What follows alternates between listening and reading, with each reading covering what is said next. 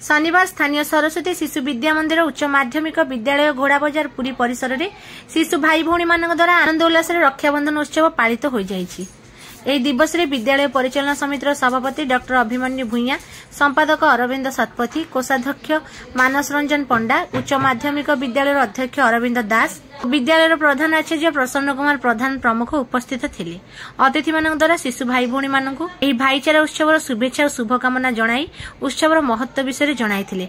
एही अवसर रे विद्यालय समस्त सदस्य तथा शिशु भाई भौणी, गुरुजी गुरुमा, सेवक सेविका भौणी माने परस्पर हाथ में राखी बांधी मिष्टान्न खुआई।